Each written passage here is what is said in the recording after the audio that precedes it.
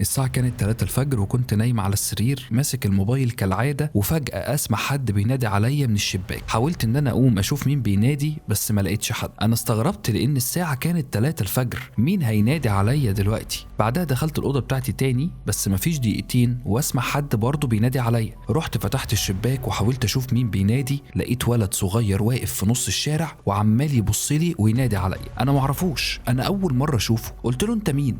ما ردش ولا حتى اتحرك من مكانه، بس فضل ينادي عليا بنفس الصوت. وانا باصص عليه سمعت فجأة صوت حاجة بتعدي من ورايا. انا بصيت ورايا بس ما لقيتش حاجة في الأوضة.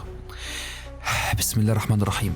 بس انا كنت حاسس برهبة غريبة، انا حاسس ان انا قلبي اتقبض كده وخفت. قفلت الشباك بسرعة وقلت ماليش دعوة، ودخلت الأوضة بتاعتي اتغطيت ونمت. بس مفيش دقيقتين الاقي النور قطع. النور قطع في الشقة كلها. قمت بسرعة ولعت كشاف الموبايل علشان اروح لوالدتي جوه، بس فجأة اسمع حد بيخبط على الباب جامد جدا. انا طبعا اتخضيت، رحت اشوف مين بيخبط الساعة دي. رحت جنب الباب وفضلت اقول مين؟ محدش بيرد. مين بيخبط؟ مفيش اي حد بيرد. معرفش ليه وقتها جالي فضول ان افتح الباب واشوف مين. حاولت افتح الباب بشويش كده، مين هنا؟ مفيش اي حد.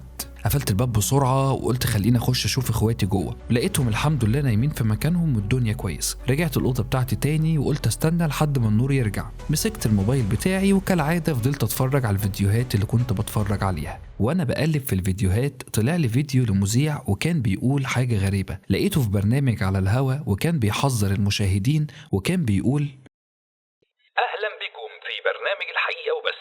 يا جماعة، ظهرت شكاوي كتير من ولد غريب بيقف قدام البيوت بالليل وكان بينادي على الناس. في ناس بتقول إنه حرامي وفي ناس تانية بتقول إنه مش بشر، يمكن يكون جن. خلوا بالكم يا جماعة، اقفلوا الشبابيك كويس والبيبان، وخلي بالكم الواحد مش ضامن الأيام اللي جاية فيها إيه. انا اتجمدت مكاني. ده نفس الولد اللي كان تحت بيتي. لا معقولة تكون صدفة؟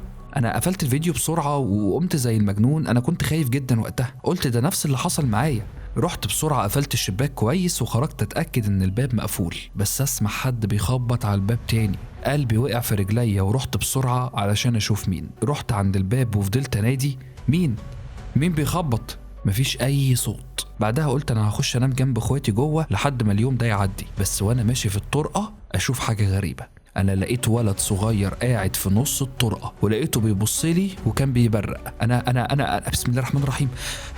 ايه ده؟ انت مين وازاي دخلت هنا؟ انا طلعت اجري بسرعة وكنت هموت من الخوف. دخلت الأوضة بسرعة وقفلت الباب ورايا وكنت مرعوب. الولد ده هو اللي انا شفته تحت الشباك، هو اللي كان بينادي عليا. ازاي دخل الشقة؟ انا مش عارف اعمل ايه. فضلت ازعق وانادي على اخواتي علشان يصحوا ويشوفوا مين ده، بس ما كانش في حد بيرد عليا. انا من الخوف لقيت نفسي رحت للشباك تاني، وبعدين بصيت من الشباك. ايه ده؟ انا شفت حاجة غريبة. انا شفت من الشباك العمارة بتاعتنا. ايوه، دي العمارة بتاعتنا وكمان شفت شباك الأوضة بتاعتي. أنا شفت الأوضة بتاعتي فعلا. أمال أنا فين؟ يعني إزاي؟ أنا مش فاهم حاجة. أنا فين؟ بعدها بصيت ورايا ما لقيتش في باب في الأوضة. أنا لقيت نفسي ما بين 4 حيطان، مفيش أي مخرج من الأوضة. وبعدين بصيت جنبي لقيت الولد